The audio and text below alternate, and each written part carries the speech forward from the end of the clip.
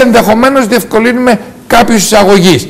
Αυτό δεν είναι ρωμαλαία οικονομική πολιτική ενίσχυση της πραγματικής οικονομίας. Μπορεί ο Ομπάμα να χρηματοδότησε και να επέβαλε τη χρηματοδότηση των μεγάλων αυτοκινητοβιομηχανιών, αλλά εκεί έχουν αυτοκινητοβιομηχανίες. Εμείς δεν έχουμε αυτοκινητοβιομηχανίες.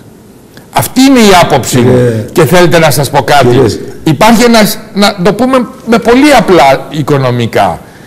Όταν εμείς λέμε θα διαπραγματευτούμε και θα επιβάλλουμε στις τράπεζες να ενισχύσουν την πραγματική οικονομία, δεν το λέμε τυχαίως.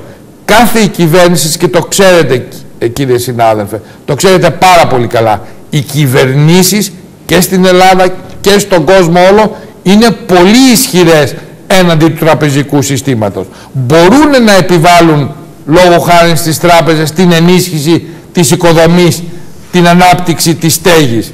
Αυτό μπορεί να γίνει. Γιατί έχει καταρρεύσει η αγορά των ακινήτων, γιατί κλείνει η μία μετά την άλλη οι κατασκευαστικές εταιρείες, γιατί δεν αγοράζει ο κόσμος σήμερα διαμερίσματα, γιατί είναι πολύ απλή εξήγηση. Οι τράπεζες δεν δανείζουν. Κύριε Μαρκογιαννάκη. Ναι, παρακαλώ. Εσείς. Κοιτάξτε, σήμερα στην ελληνική κοινωνία και με την επαναλαμβανόμενη από όλα τα μέσα και από όλους τους πολιτικούς και από τους πάντες απειλή της κρίσης ή επισήμανση της κρίσης, οφείλω να πω ότι αυτό έχει ως αποτέλεσμα η κοινωνία και ο απλός πολίτης να νιώσει ακόμα περισσότερο και το αίσθημα του φόβου για το αύριο να είναι πολύ εντονότερο. Αυτό ακριβώς είναι και μία από τις αιτίες που έχει συμβάλει και έχω μια αναστολή που ξεκινάει από τα χαμηλά και πηγαίνει προς τα πάνω. Αναστολή προς την κατεύθυνση του να υπάρχει μια δραστηριότητα με το φόβο ότι τα πάντα είναι επισφαλή και δεν ξέρουμε τι θα τρέξετε επιούσα. Αυτό ασφαλώς είναι ένα κλίμα το οποίο σε καμία περίπτωση δεν ευνοεί. Δεν ευνοεί την επιχειρηματικότητα, δεν ευνοεί το εμπόριο, δεν ευνοεί το οποιοδήποτε άλμα θα έλεγα που θα μπορούσε να επιχειρήσει να κάνει ο καθένας. Αυτό τώρα έχει ως αποτέλεσμα τη μείωση της κατανάλωσης. Από την ώρα που υπάρχει μείωση της κατανάλωσης, υπάρχει και μείωση των εσόδων, έρχονται αλυσιδωτές. Ψυχολογικό είναι, δηλαδή ο κόσμος δεν έχει χρήματα, κύριε Μαρκογιαννάκη, γιατί αυτό δεν το λέει μόνο η αντιπολίτευση. Εδώ κορυφαίοι υπουργοί αυτής της κυβέρνησης και ο κύριος Παπαθανασίου και ο κύριος Αλογοσκούφης έχουν πει ότι η οικονομία είναι στα πρόθυρα της κατάρρευσης. Ακούστε κύριε Σαχίνη, ούτε οι μισθοί μειώθηκαν, ας πάρουν τους μισθούς του δημοσίου, ούτε ο πληθωρισμός ανεβαίνει. Το περίεργο όμως είναι ότι παρά το γεγονός ότι δεν έχουμε μείωση του εισοδήματος μιας κοινωνικής τάξης, παραδείγματος χάρη των δημοσίων υπαλλήλων, εν τούτης, και ούτε αύξηση των τιμών έχουμε από την ώρα που έχουμε καθήλωση των τιμών, εν τούτης, υπάρχει η αίσθηση της κρίσης. Αυτό είναι γεγονός. Και ο καθένας επικαλείται σήμερα. Ψυχολογικό. Βοηθήστε να πάμε λίγο παρακάτω, κύριε. Όμως μπορούμε, κύριε Μαρκογιαννάκη, μήπως μπορούμε να μιλήσουμε και με τους οικονομικούς όρους της καθημερινότητας. Φαντάζομαι, είμαι βέβαιος, επειδή είστε πολύ εργατικός και πολύ επιμελής πολιτικός, θα έχετε επισκεφθεί τις αγορές των Χανίων. Εγώ επισκέπτομαι τις αγορές του νομού Ηρακλείου. Πηγαίνω μεσημέρια και βλέπω σε απόγνωση τους αγρότες παραγωγούς. Δεν πουλάνε ούτε πολυτελή πράγματα, ούτε αυτοκίνητα. Κοιτάξτε, πουλάνε στοιχειώδη προϊόντα αναγκαία για τη διατροφή. Και τελειώνει η μέρα και είναι απούλητα. Γιατί? Κοιτάξτε, είναι ψυχολογικό το αίτιο ή είναι πραγματικό? Ακούστε να δείτε κάτι.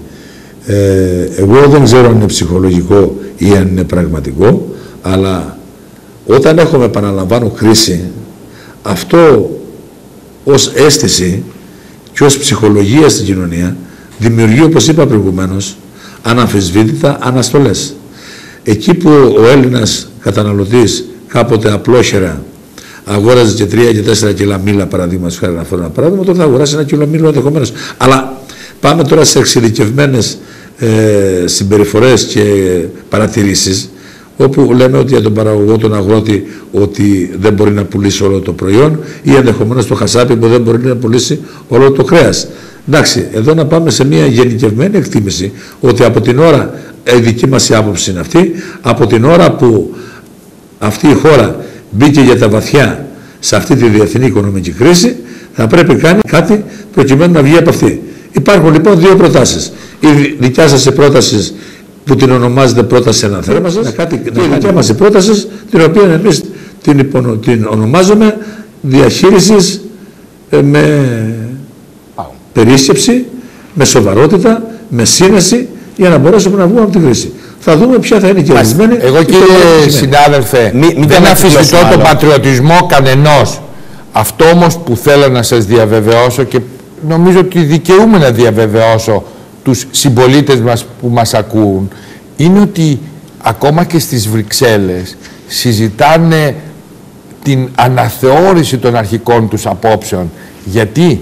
Διότι 20 από τις 27 χώρες έχουν ελλείμματα. Χρειάζονται πλέον όχι 1 και 2 χρόνια για να οδηγηθούν σε μια καινούργια πραγματικότητα, θέλουν και 4 και 5 χρόνια.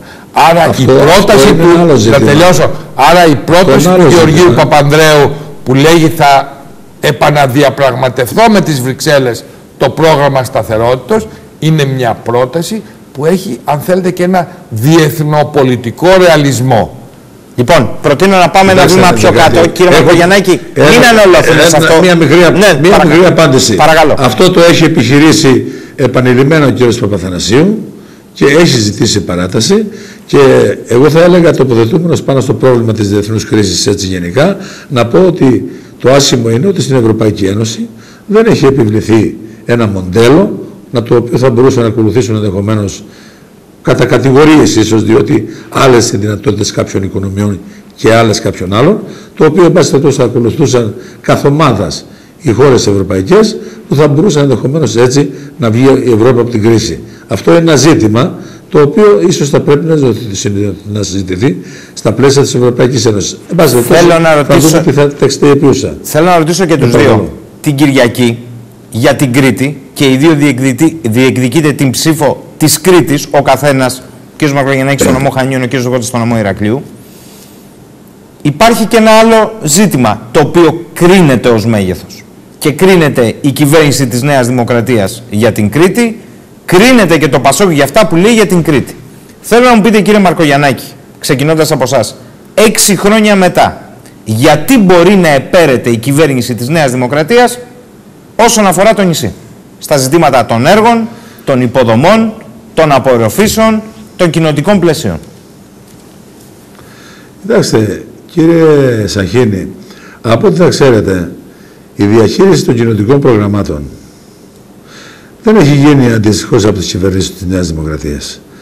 Ακόμα και το τρίτο κοινοτικό πλαίσιο στήριξης, όταν έγινε η Νέα Δημοκρατία κυβέρνηση, είχε γίνει ο προγραμματισμός των έργων.